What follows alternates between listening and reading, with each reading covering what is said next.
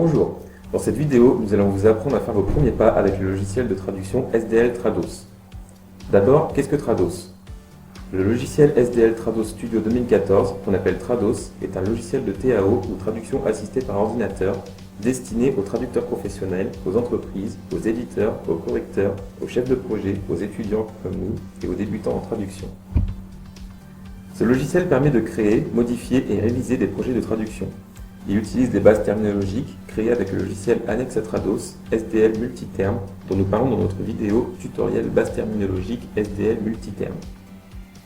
Avec Trados, on peut traduire plus vite qu'en utilisant des logiciels de traitement de texte, surtout quand il s'agit de projets de traduction, parce qu'il permet de créer une mémoire de traduction.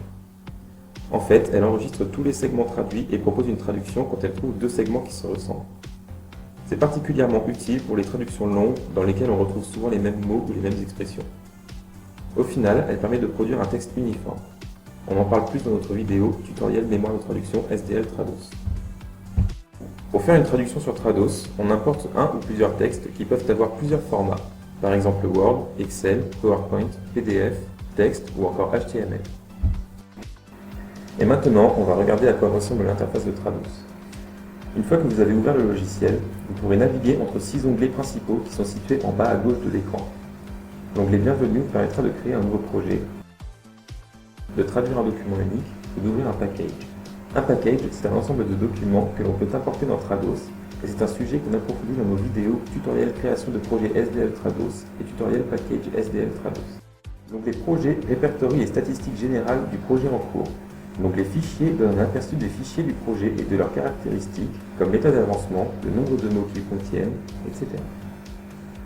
Dans l'onglet Rapport, on trouve une seule et unique page imprimable qui montre les détails du projet, comme le nombre de mots traduits.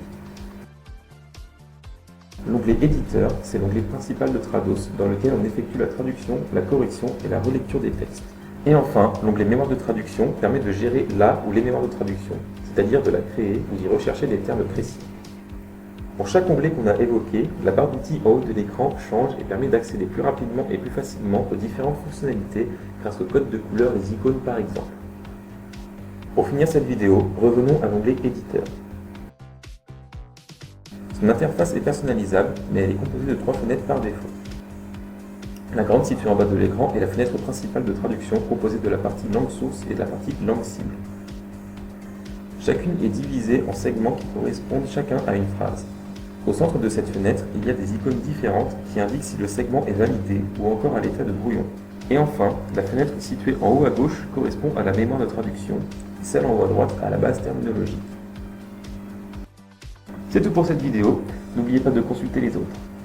Vous pourrez trouver les liens ici ainsi que dans la barre d'infos. N'oubliez pas de laisser un commentaire si vous avez des questions. Au revoir!